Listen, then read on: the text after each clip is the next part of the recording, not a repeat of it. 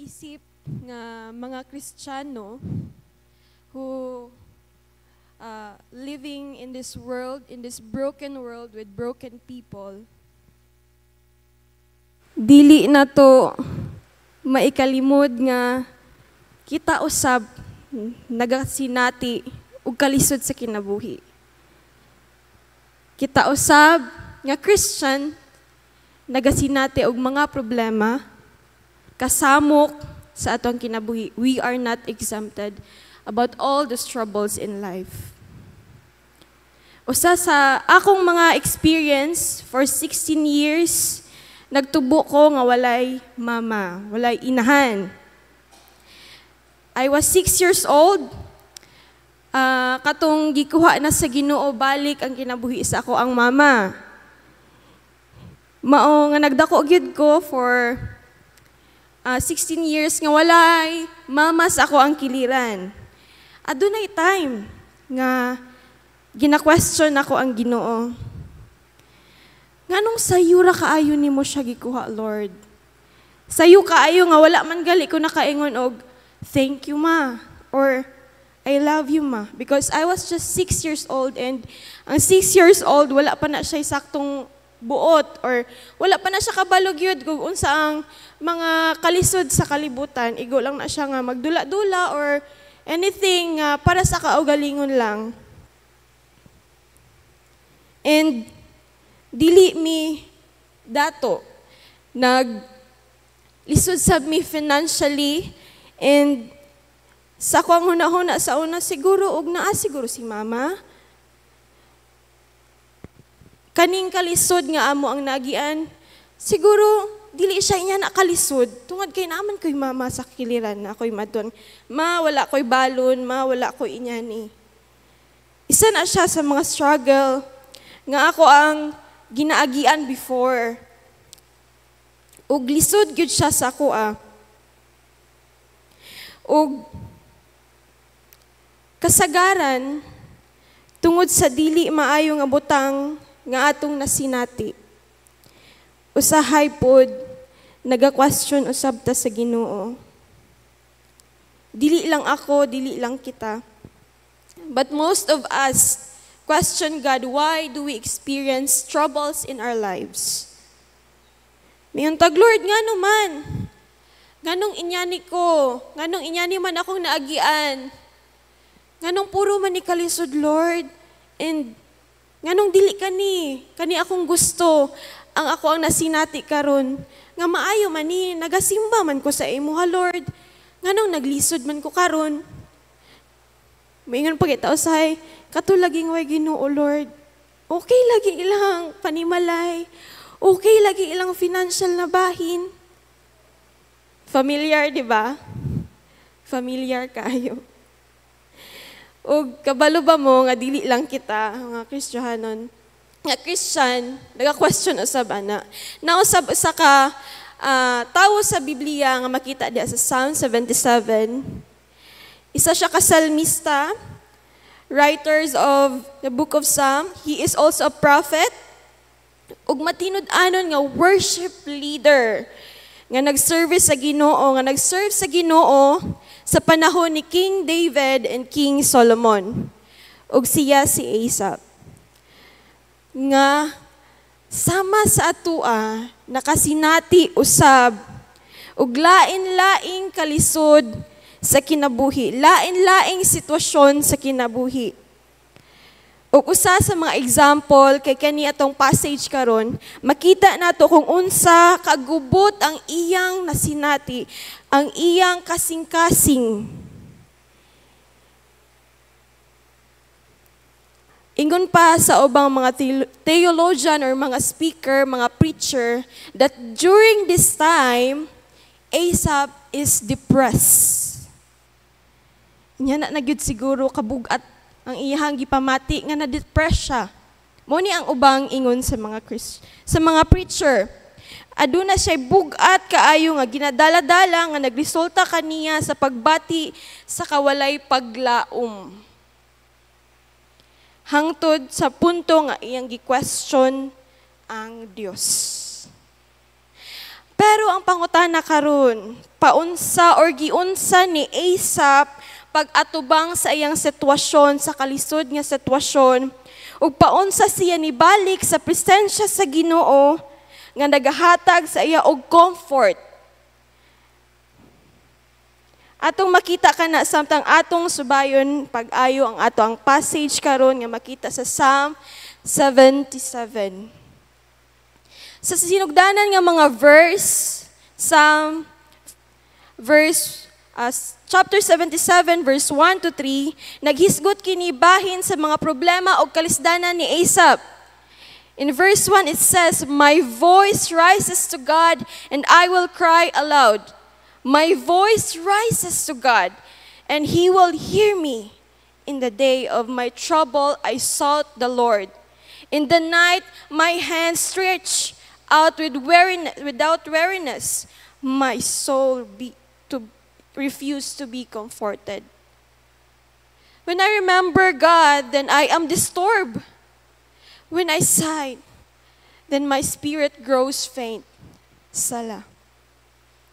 Sa unang verse din makita nato si Asaph nga he is in trouble. Kasulay ba mo anang dili gani mo mahimutang tungod kay daghan kay maginahuna.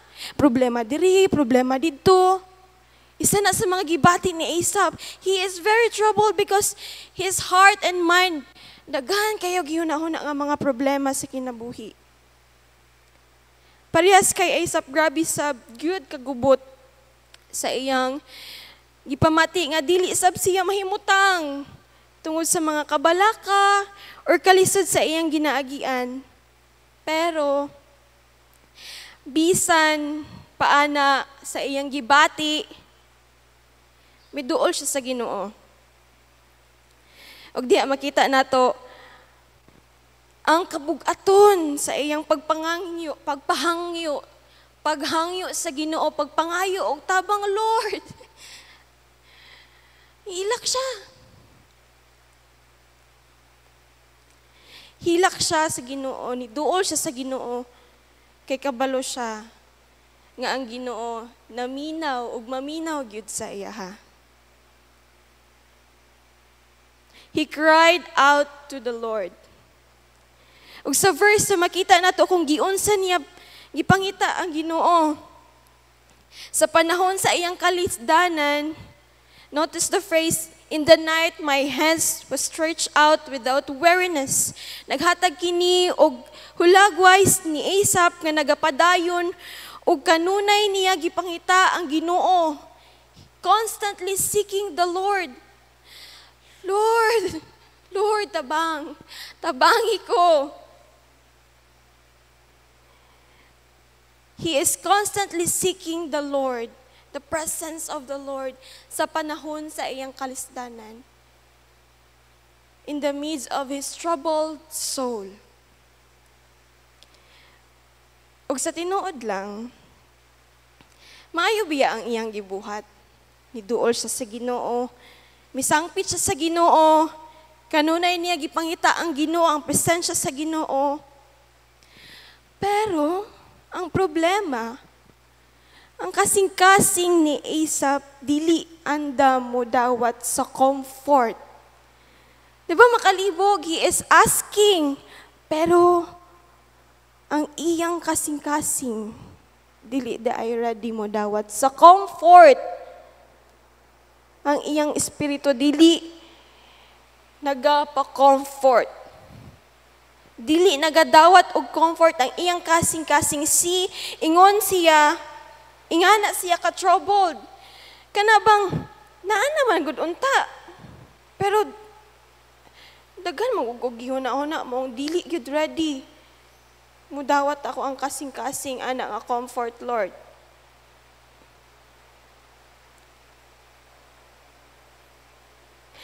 Tungod kay, nahimo na niya ang insaktong butang og nahibalo usab siya nga naminaw gyud sa iya ang Ginoo sa iyang pagduol, pagsangpit sa iyang paghilak, pero ang nakaapan lang kay iyang tibuok kasing-kasing, his soul, his whole being, dili gihapon ready mo dawat sa comfort sa Ginoo. It's as if comfort is offered, but his soul, because of the heaviness of his heart, his troubles, simply refuses to receive it. Have you ever experienced that kind of situation? Nakasinati na ba mo, ana, nga sitwasyon, nahibalo ka nga, nakahibalo ka sa kamatauran na ay Biblia, you know, God does comfort us. In His presence, there is comfort. Naatay kahibalo. Ug aduna sa mga tao nga gi-provide si Lord para mag-cheer up sa atoa, para mag-comfort sa atoa, moingon og okay lang na naa ang Ginoo. Pero kaning tungod kay dili man jud kaya, Lord, lain man jud ni sa pamati. Bugat man gyud ako ang kasing-kasing, ug dili gyud ko ready nga modawat sa imong comfort. Dili ready mo dawat sa comfort. Mao ka na ang gibati ni Asaph ni ining panahona. Grabe ka bugat ang iyang kasing-kasing. Ug unya in verse 3, takes us even deeper into his anguish. He even wrote, "When I remember God, I am disturbed. When I sighed, then my spirit grows faint." Sala. When I remembered God, then I am disturbed.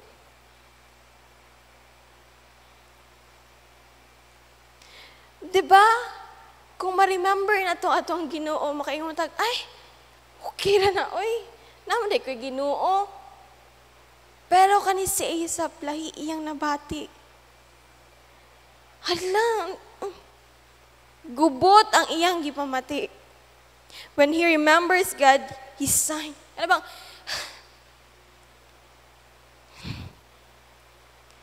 But this doesn't mean na he is, when he remembered the Lord, and he doesn't mean nga, kana lang, but he is also meditating upon it.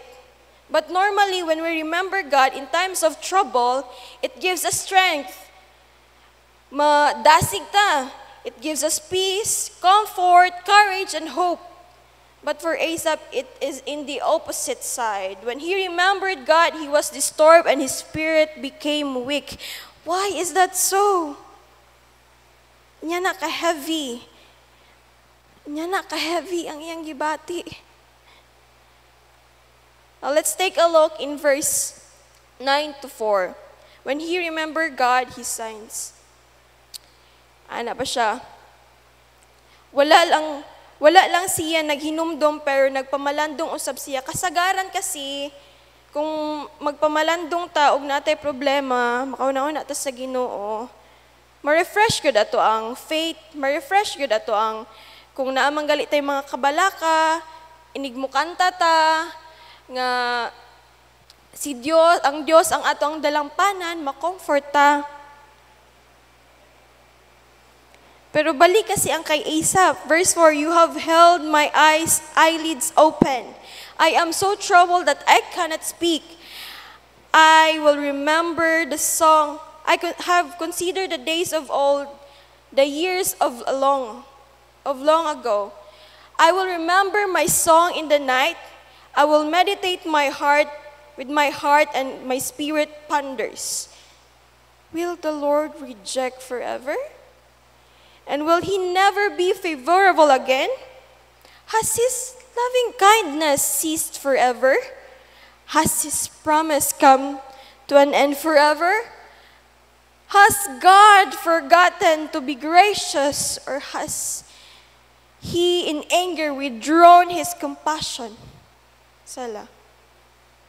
The phrase, "You have held my eyelids open," nagpasabot nga si Asaph, dili na makatulog, walay rest nga nahitabo sa iyang kinabuhi. Bugat kaayo ang iyang gibati nga dili siya makapahulay. Napuno siya sa iyang mga gibati, dili siya makasulti, not even talk about it. Dili siya katingog ug karon sa iyang mga pagsulay sa iyang paghinumdom sa mga kanta nga iyang gipang sulat tungod kay worship leader mga ni siya ani nga time sa iyang mga kanta nga supposedly makahatag sa iya og comfort kay katong mga kanta niya before masulat man sa dito ang iyang mga struggles, mga prayers nga gitubag sa Ginoo, supposed to be ma-remember niya ang Ginoo ug ma-comfort siya. Pero this time he is not. Problema gihapon siya. Wrestling with his current reality against those memories where God's presence was present during his previous darkness, his previous dark times. Sa panahong nagluyasab siya. Ug agyan nakahuna-huna siya ug naka-question sa Ginoo. Isalikway ba? Isalikway na ba ko sa Ginoo kanunay? Dili na ba siya magpakita og pabor pag-usab? Karon kabalo na ta sa iyang gibati. Mao di ay nga dili siya mahimutang kay hadlok siya nga biyaan siya sa Ginoo. Scary. Makauna-una ka nga biyaan na ba ko sa Ginoo? Naguna-huna siya nga ang pabor sa Dios nga iyang naagian before, nadawat before, mawala na. Or basin gibawi na. Ang kaluoy sa Dios, asa na? Wala na.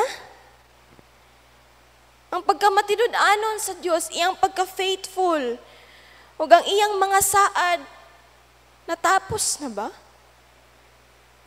Kana ang gihuna-huna ni Esau. Ug nakahuna-huna pagali siya na siguro nakalimot ang Ginoo nako. Nakalimot siguro siya nga matinabangon siya. Or tingali nasuko siya nako mong gibawi niya ang iyang pagka-compassionate. Grabe kagubot ang iyang gibati nga nahulog siya sa pag-question sa karakter sa Ginoo. Kung unsa si Lord sa iyang kinabuhi, kung unsa ka maayo ang Ginoo sa iya ha. Para sa iya siguro wala na gugma ang Ginoo. Nga nakalimot ang Ginoo sa iya ug walay kaluoy alang kaniya. Mao ni rason nga nung every time ma-remember niya ang Ginoo, he is in trouble. His soul refuses to be comforted. Dili mahimutang ug kung siya mamalandong iyang espiritu magluya. Kung mag-meditate ganita, ma-strengthen man ta, pero kani kay Esau, magluya siya when he meditate upon the Lord. When he meditate upon the truth. And all of this question he poses and even said, "It is my grief that the right hand of the Most High has changed." Yang gi-declare nga. Grabe. Mao kani ang iyang kagul-anan. Abi niya nagbago ang Ginoo. Para sa iya nagbago gyud si Lord. Mao ni ang rason dili gyud siya mahimutang. Pero sa tanan nga mga question niya about God's character, about God's love, about how God is carrying him through the years, ang nakanindot is wala siya nagpabilin niya to. Wala siya nagpabilin nga gina-question niya ang Ginoo, gina-question niya ang gugma sa Ginoo para sa iya ha. Wala siya nagpabilin ana. Wala siya nagpabilin sa iyang kaguol. Wala siya nagpabilin nga maghuna-huna nga nagbago ang Ginoo. Makita nato sa mga sunod nga mga verses nga diri nga time giila ni sa pagbalik nga ang Dios wala gyud magbago ug dili gyud siya magbago. Ang nagbago lamang is ang kasing-kasing ni Asaph. Ang being ni Asaph. Tungod rapod sa mga butang nga iyang nasinati. Tungod rapod sa mga struggles. Tungod rapod sa mga kalisod. Ug tungod sa iyang huna-huna nga nagbago ang Ginoo. Tungod ana nga realization nga wala di ay nagbago ang Ginoo ug dili di ay magbago ang Ginoo. Gibag-o sab niya ang iyang perspective about God. Nga nagdala sa iya sa paghinumdom sa gibuhat sa Dios o kung kinsa ang Dios. Verse 11 to 15 says, I shall remember the deeds of the Lord. Surely I will remember your wonders of old. I will meditate on all your work and muse on your deeds. Your way, O God, is holy. What God is great like our God? You are the God who works wonders. You have made known your strength among the peoples. You have by your power redeemed your people, the sons of Jacob and Joseph. Salah. He remembered God, not only God, but His deeds. The deeds of the Lord. Ang tanang katingalahan nga gibuhat sa Dios alang sa katawhan, alang sa mga Israelites before. Wala lang niya ginumduman, giubanan usab niya niini sa pagpamalandong, meditation. And even pagsulti bahay niini, pagstorya bahay ani, speaking about how God how God help His people before, how God redeemed His people in the hands of Pharaoh, in the hands of the Egyptians. Ug samtang siya na malandong bahin sa mga ipangbuhat sa Ginoo, na hinumduman niya nga ang pamaagi sa Ginoo balaan. Hingpit kini, walay laing Dios nga mas dako pa saya. Nothing compares to His God. Nothing compares to the Lord. Who works wonders, who made known His strength among His people. Pinaagi sa iyang gahom ang mga Israelites, gitubos gikan sa kamot sa mga Ehiptohanon, tanan gihinumduman ni Asaph, may tungod sa Dios ug mga butang nga gibuhat sa Dios alang sa iyang katawhan. Ka-remember mo when the Israelites was wandering in the wilderness? Tanan gi-provide ni Lord food, water. Naghimo pagali ang Ginoo og dalan sa Red Sea. He remembered all those things. Mao kana ang paagi sa paghinumdum ni Asaph sa tanan, gikan kung kinsa gayud ang Dios ngadto sa mga butang nga gibuhat sa Dios alang sa iyang katawhan, hinumduman niya tanan. So from questioning God's character, he is now reaffirming God's character. Busa gikan sa pagpangutana kaniya sa Dios karon gipamatuod pag-usab niya nga kung unsa ang Ginoo before. Ug mipadayon siya sa verse 16 to 20 ug gi-picture out kung unsa kagamhanan ang Dios. Mas gi-picture out pa niya kung unsa kagamhanan ang Dios. And he described how powerful God is that even nature responded to Him in anguish, trembled. If you could recall, the things Asaph is talking about here is the time when God uses Moses and Aaron to lead His people in the times where they were about to cross the Red Sea. Muna akong giyon ganiya. God showed His power to them by parting the sea. Naghimo siya og dalan sa dagat. Very impossible, right? Ug hunahon na to sa ato ang katawhan nga bain. Very impossible. That's how powerful God is. nga bisan ang mga gihimo niya nag-trembled. Ginumduman ni Asaph kana nga gihimo ni Lord. Impossible man gyud yang gihimo before, pero nahimo niya tungod kay Ginoo siya, tungod kay gamhanan siya, milagroso siya nga Dios. Amen.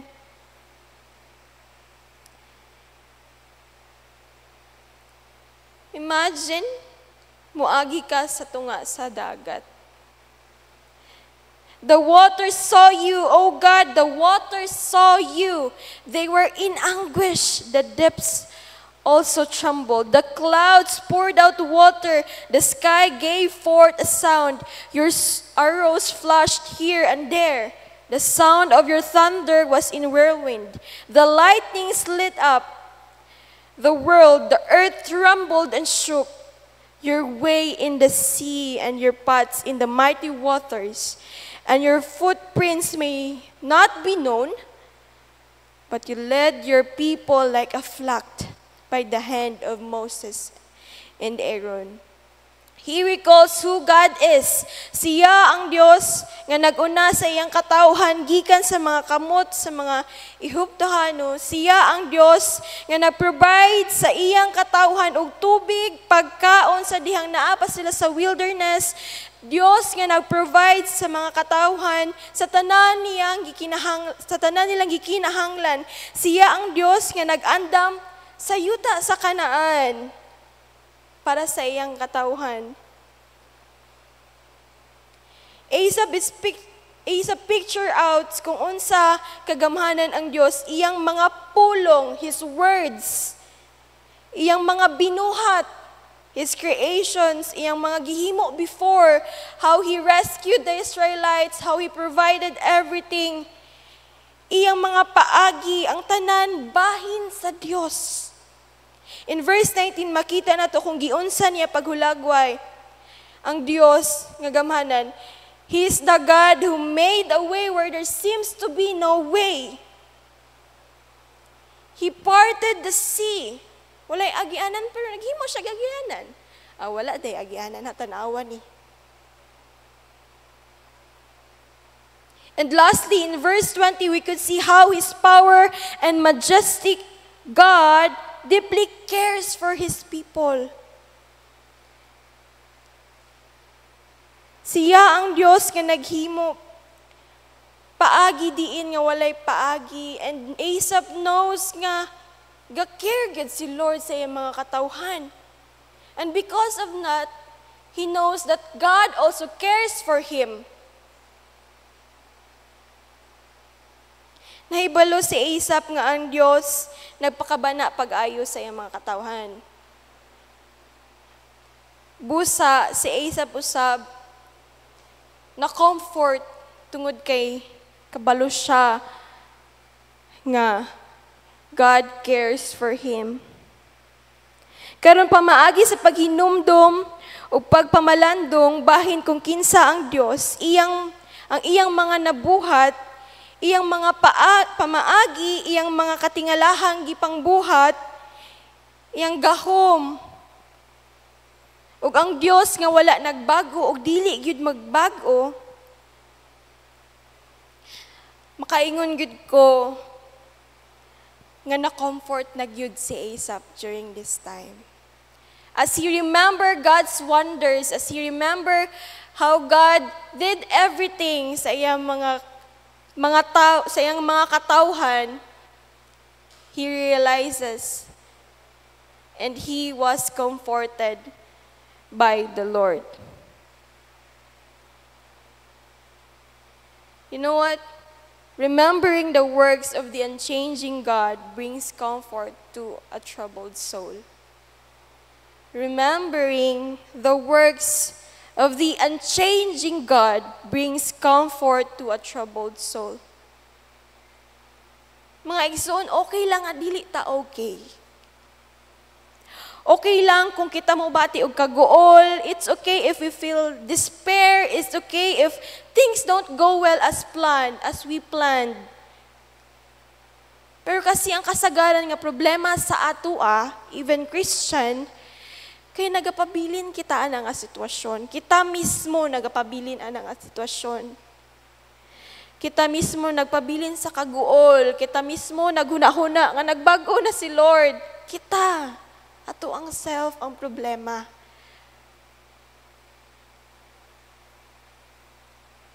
Imbis nga magdesisyon nga mubarog o mulikay sa mga butang nag-cause ato ang troubles, we embrace them instead. We dwell on them as if there is no hope. Magpabilin tag kaguol, di nagali mo smile sa kilid, sige nagmugtok. Kalimot nga, ay naman di ko Ginoo.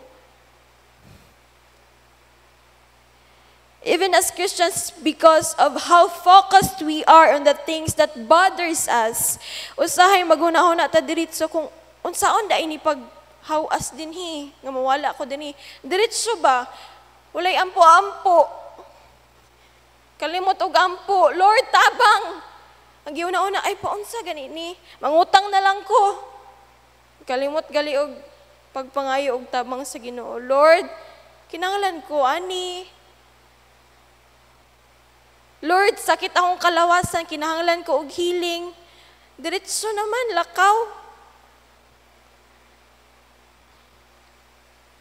Sobra ka focus sa atong mga problema nga usahay makalimot kita sa paghinumdum sa Ginoo. Nga naa magud tay Ginoo nga willing mo tabang sa atoa. So nga adunay Dios nga naay power nga mag-ayo sa to ang balatian. Adunay Dios nga mag-provide sa tong gikinahanglan. Adunay Dios nga maghawa sa tuwa sa kana nga kahimtang, sa kalisod nga gikahimtang. Unya, kung nanatay plano, nag-una-una ta sa tong plano niya, wala daay, dili daay sakto. Mali day ang resulta, dili day maayo ang resulta. Question tag, nga naman Lord? Wala gali ka nag-ampo. Nya imo day i-question si Lord, nganong gialaw man ni mo nga struggles Lord, nganong lisod man kayo mi, nganong wala man may kwarta, nagsimba man ga minimo, wala mo ka nag-ampo. Mo ka nangayo sa Ginoo tabang. Kalimot manguga sa Ginoo. Abi nimo kaya ra nimo. Mingon dayo nagbago na ba ang Ginoo? Nagbago na siguro ang Ginoo. Wala na ba ka nahigugma ang Ginoo? Gialaw man niya nga struggles.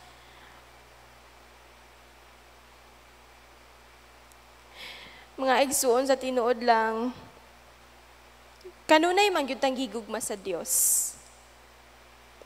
Namatay gani siya sa cross alang sa atong mga kasalanan. He died because of our sins. And karon atong i-question kung nahigugma ba ang Ginoo? Gigugma gali kaniya katong makasasala pa ka? Karon na ba nga anak na kaniya? Part na ka sa body of Christ. Nya imo i-question, does God loves me? Yes, He does love you. He died for you. He died for us. Ang iyang gugma walay kapakyasan, dili mapakyas. Ug dili siya magbago. Siya gihapon ang Dios nga mitabang kanimo nga molampos sa mga kalisod sa kinabuhi. So ayaw tuguti nga imong kaugalingon nga magpadayong ka ni ana nga sitwasyon nga puro na lang ka questioning God, puro na lang ka doing on your own. Hinumdumi ka nunay ang mga butang nga iyang gibuhat ka nato. How He rescued us from our transgressions. Kung paunsa gi-provide ni Lord ang imong gikinahanglan before. I-remember to when there are times nga mayon kag Lord wala na koy bugas, i-remember kung paunsa niya gi-provide ang imong bukas before. I-remember kung paunsa niya gi-provide ang tanan. Meditate upon Him.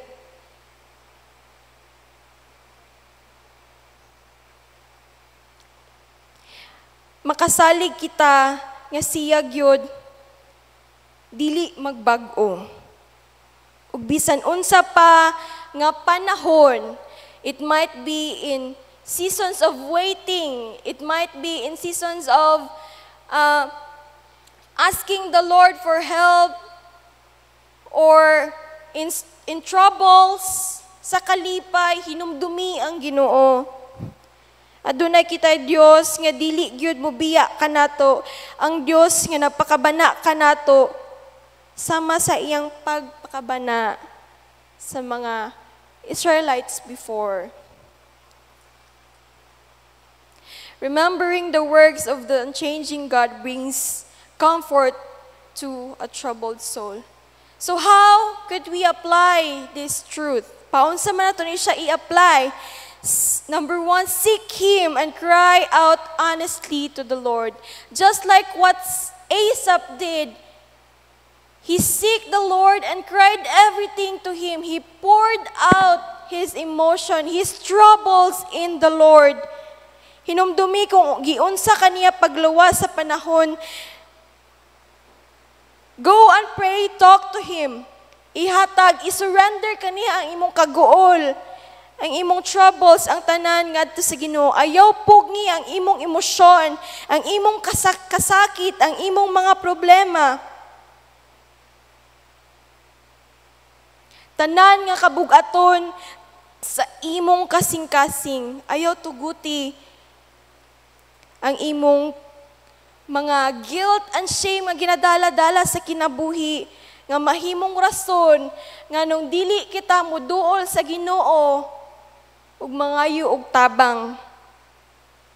Tungod kay aduna kitay Dios nga atong dalangpanan, andam maminaw sa tanan natong isulti sa iyaha, sa tanang troubles nga atong i-lift up sa iyaha, na atay Dios nga who will carry us through.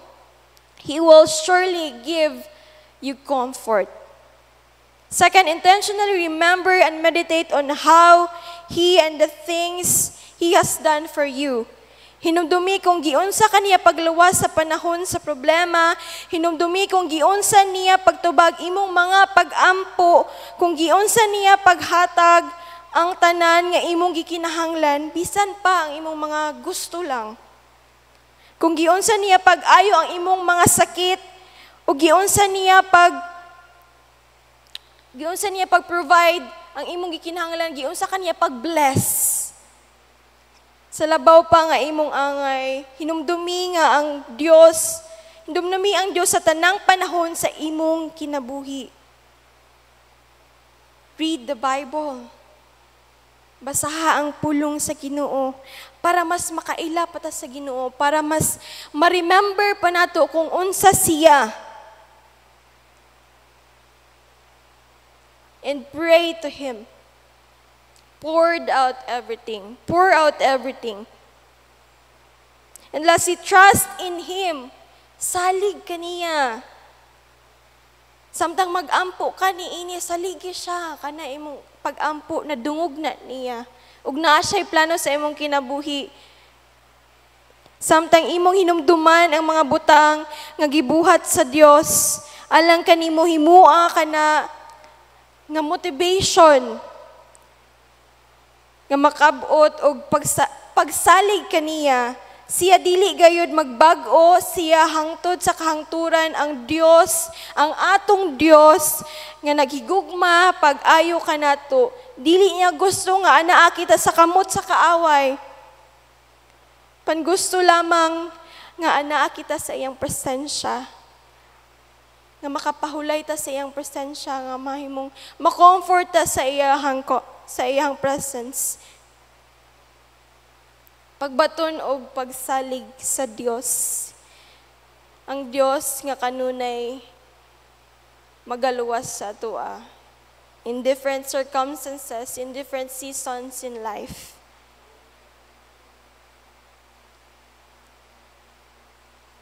Sama sa akong nahisgot kaganina, nagdako ko nga walay mama ug kulang mi sa financial na bahin. Pero imbis nga mag-focus ko ni ana,